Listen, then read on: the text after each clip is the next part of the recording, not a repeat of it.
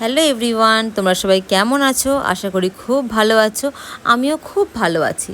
তো আজকের ভিডিওটা হচ্ছে ডাস্কি স্কিন টোনের ওপরে, কারণ আমার কাছে অনেক কোয়ারিজ আসে যে দিদি আমার তো ডাস্কি স্কিন টোন, তো আমি যদি মেকআপটা করি, মেকআপটা খুব লাউড হয়ে যাবে না তো, সাদা লাগবে না তো, আমার মুখ বা গলা বা হাতের সাথে ম্যাচ করবে তো, স্কিন টোনটা ম্যাচ করবে, পরে অক্সিডাইজ হয়ে যাবে না তো, তো নানান রকম কোয়ারিজ থাকে ব্রাইডদের।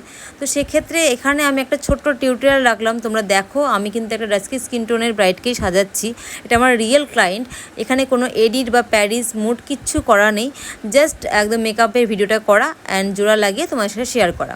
তো এখানে দেখো আমি যে ক্লায়েন্টকে সাজিয়েছি তার স্কিন টোনটা কিন্তু ডাস্কি, ইভেন আমার স্কিন টোন ডাস্কি, ওই জন্য আমি মানে সেরকম বজায় রেখেই কাজটা করি। তো ডাস্কি স্কিন টোনে আমি মেকআপটা করেছি, দেখো গলা মুখ দেখো একদম সেম আছে, যেটুকু একটুখানি লাগানোর দরকার উজ্জ্বল সেইটুকুই আমি উজ্জ্বল রেখেছি ওর স্কিন টোনটা। বাদ বাকি তোমরা শুনে নাও ব্রাইডের কাছে কেমন লাগলো। হাই রুমা, তো বলো আমার কাছে তোমার সেজে মানে এক্সপিরিয়েন্স কেমন, আবার দেখা তোমার সাথে আমার। সেজেছিলাম আমরা রিসেপশনে 2 বছর আগে, তাই তো? তো বলো আবার এখন সেটা কেমন লাগছে? খুবই সুন্দর হয়েছে, খুবই রিসেপশনে সুন্দর হয়েছে বলে আমি আবার তোমাকে বুক করেছি।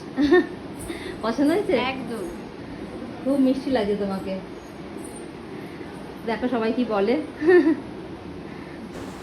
আমার ক্লায়েন্টের কাছে তো শুনেই নিলাম যে আমার ক্লায়েন্টের কেমন লেগেছে আমাকে সেজে। এবার কিন্তু তোমাদের রিভিউ দেওয়ার পালা।